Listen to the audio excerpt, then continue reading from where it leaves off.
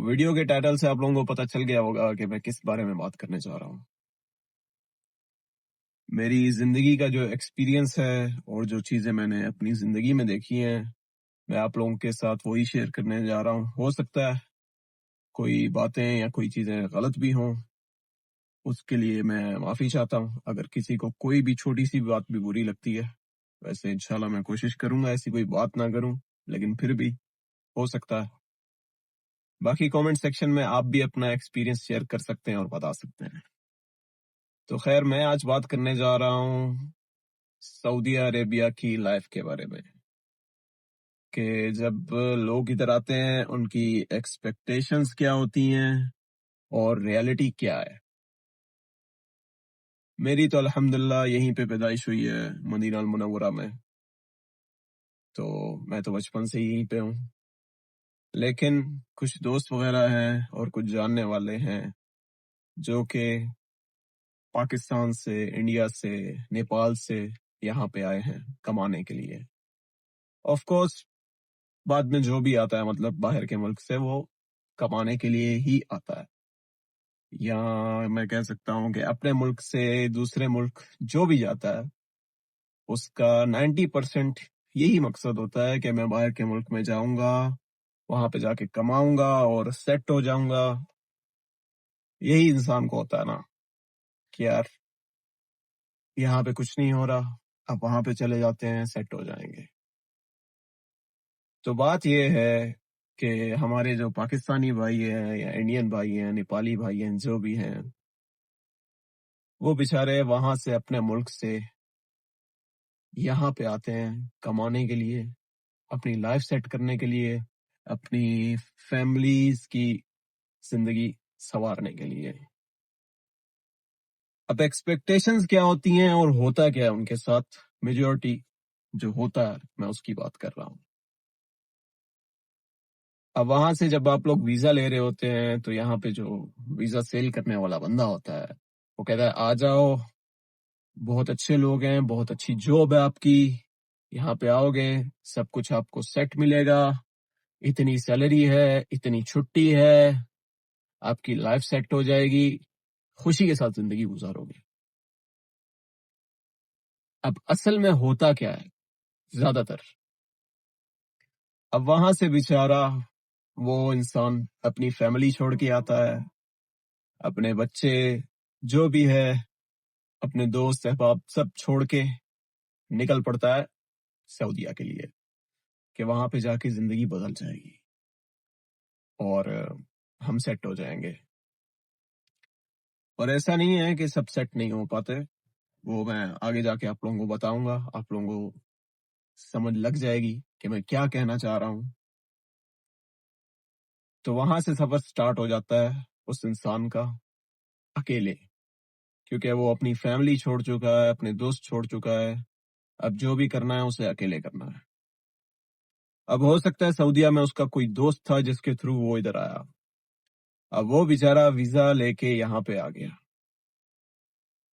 बहुत चंद लोग होते हैं जिनको कंपनी का वीजा मिलता है या कंपनी की तरफ से स्पॉन्सर होके वो इधर आते हैं और डायरेक्ट जॉब पे लग जाते हैं।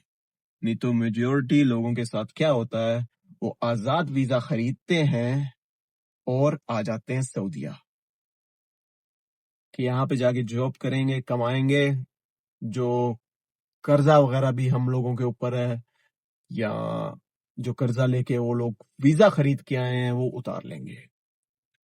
क्योंकि अक्सर मैंने लोगों को देखा है कि उनके पास पैसे भी नहीं होते, वो कर्ज लेके वीजा खरीद के, टिकट खरीद के इधर आते हैं। तो अब आपके दोस्त ने इधर आपको बुला लिया वीजा पे, उसने आने से पहले तो आपको कहा इधर आओगे मैं सब सेट कर दूंगा, सब ओके हो जाएगा, पैसों की टेंशन ना लो, जॉब की टेंशन ना लो। लेकिन आप अब इधर आ गए और आप रह रहे हैं अपने दोस्त के साथ। पहले तो वो आपके साथ बहुत अच्छे से पेश आएगा कि भाई अच्छा हुआ तुम आ गए, मेरा भी दिल लगा रहेगा, साथ में खाना खाते हैं, बाहर घूमने जाते हैं। शुरू का जो 1-2 हफ्ते होंगे बहुत अच्छे से गुजरेंगे अगर आपका दोस्त यहाँ पे है तो। उसके बाद आपको उसके रवैये में बदलाव नजर आएगा। अगर आपको जॉब नहीं मिली और इतनी जल्दी जॉब नहीं मिलती, ये बात मेरी लिख लो। मैं यहाँ का रहने वाला हूँ। मेरे यहाँ के कुछ दोस्त भी हैं जो यहाँ की जिनकी पैदाइश है, जो कि इस टाइम पे फारिग बैठे हुए हैं।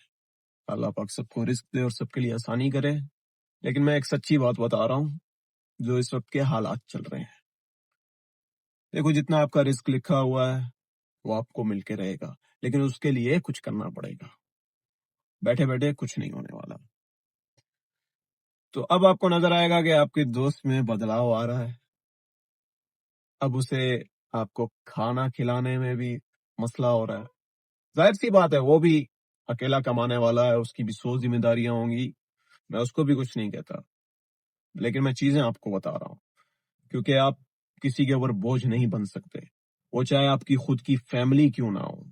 एक लड़का, एक मर्द खास तौर पे, वो जैसे ही 18 प्लस हो जाता है, उसे कुछ ना कुछ करना है जिंदगी में, नहीं तो वो किसी काम का इंसान नहीं है।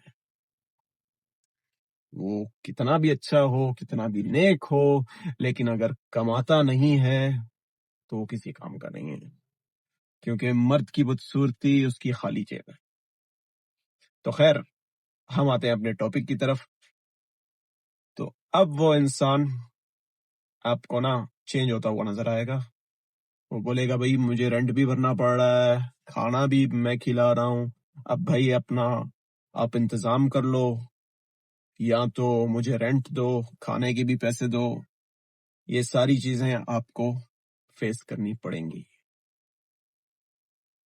और अब सोचोगे आपको जॉब भी मिल गई है, ठीक है, आपको जॉब भी मिल गई है, लेकिन आपको गारंटी नहीं है कि मुझे पैसे भी मिलेंगे या नहीं मिलेंगे इस कंपनी से या इस जगह से, क्योंकि आप आए थे आजाद वीजा पे।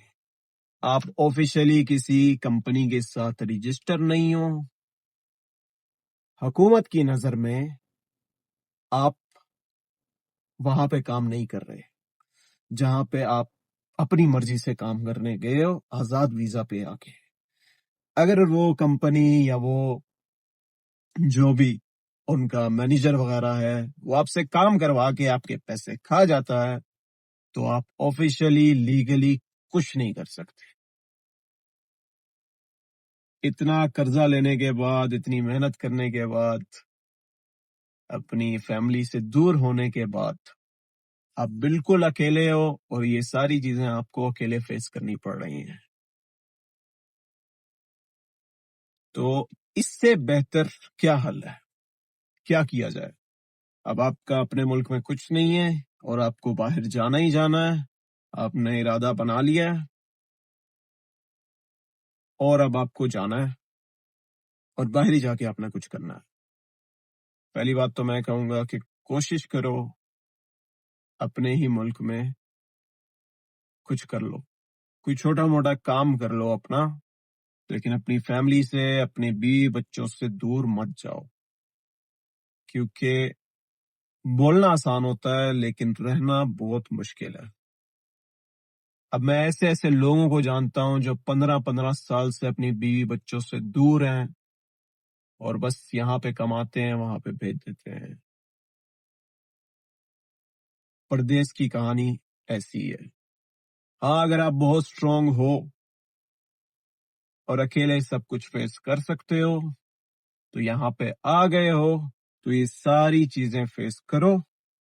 एक वक्त आएगा कि सब कुछ आहिस्ता आहिस्ता ठीक हो जाएगा।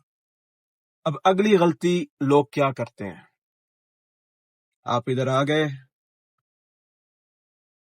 और इधर आके आप डिमोटिवेट हो गए, मायूस हो गए, यार यहाँ पे तो कुछ भी नहीं है, जैसा मैंने सोचा था कुछ भी नहीं है,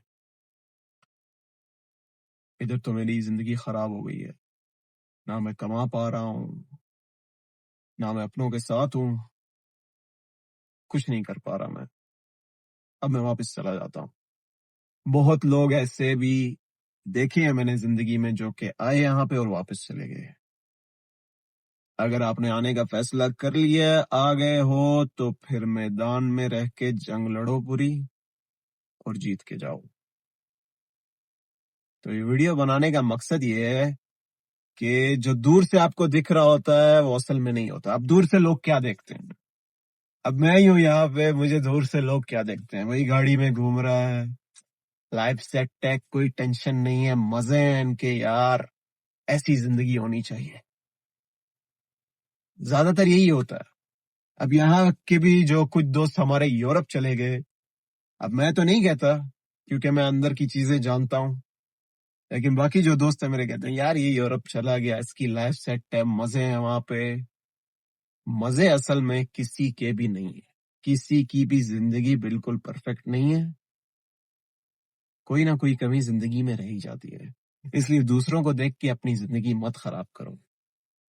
और जो हमारा टॉपिक था उसका जो मोरल ऑफ द स्टोरी है, जो मेरे हिसाब से है, जो मैंने देखा है यहाँ पे, जब आप परदेश में आओगे आपका कोई नहीं है। अगर आपके चाचू, मामू, कजन वगैरह कोई भी है यहाँ पे, तो वो भी आपके नहीं है। आप हो और अल्लाह की जात है बस। खुद को इतना स्ट्रांग बनाओ कि आप ये सारी चीजें फेस कर सको और बिल्कुल ठंडे दिमाग से चीजों को बैठ के सोच सको। नहीं तो जल्दबाजी में, गुस्से में, मायूसी के साथ गलत फैसले हो जाते हैं और इंसान जहां से आया होता है उससे भी कहीं पीछे चला जाता है, तो फिर जिंदगी बहुत मुश्किल हो जाती है। तो इसलिए दूसरों का घर देख के या दूसरों के महल देख के अपनी झोपड़ी मत जलाओ और बाकी मेहनत करो, सब्र करो। इंशाल्लाह आपकी मेहनत ज़ाया नहीं जाएगी और अल्लाह पाक आपको आपका फल जरूर देंगे।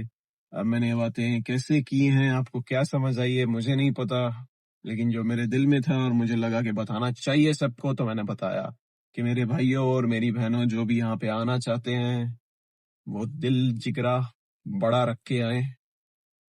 पहली बात तो ये है कि वो कोशिश करें अपनी फैमिली के साथ ही सेट हो जाएं, क्योंकि मेरी नजर में अगर किसी बेचारे ने शादी भी की है और 2 महीने वो रह के अपनी बीवी के साथ परदेश चला गया है, तो उस लड़की का भी क्या कसूर है जो आपसे अब दूर रहेगी, आपकी महरम या आपकी बीवी होने के बाद भी। मुझे पता है मजबूरियों की वजह से इंसान ऐसे कदम उठाता है, लेकिन कोशिश करो, अपने साथ रखो अपनी फैमिली को, अपनी बीवी को, बच्चों को, ताकि उनको भी आप टाइम दे सको। पैसे के साथ साथ अपनी फैमिली को, अपनों को टाइम देना बहुत जरूरी है। नहीं तो पैसा तो आ जाता है, लेकिन वो जो जिंदगी के मोमेंट्स होते हैं वो मिस हो जाते हैं, क्योंकि एक ही जिंदगी मिली है भाई, दूसरी नहीं मिलने वाली। एक ही जिंदगी में जो कर गए कर गए, फिर हम मर गए। खैर, अल्लाह पाक सबको अपने हिफ्ज़ो-मान में रखे, अल्लाह पाक सबको हलाल रिज़्क अता फरमाए और हमारी जायज मुरादें पूरी करे। ये वीडियो मैं यहीं पे एंड कर रहा हूँ, बहुत लंबी हो जाएगी। बाकी इंशाल्लाह जिंदगी रही तो मिलेंगे नेक्स्ट वीडियो में। बाकी अपना बहुत ख्याल रखो, दुआओं में याद रखो और अपने दोस्तों के साथ, प्यारों के साथ ये वीडियो शेयर करो और उन्हें समझाओ कि भाई जल्दबाजी में कुछ मत करो और खुश रहो हमेशा। बाकी आपको ये वीडियो पसंद आई है तो प्लीज लाइक करो, एक प्यारा सा कमेंट करो, अपने दोस्तों के साथ शेयर करो। अपना बहुत ख्याल रखो, दुआओं में याद रखो। मिलते हैं इंशाल्लाह नेक्स्ट वीडियो में, तब तक के लिए अल्लाह हाफिज।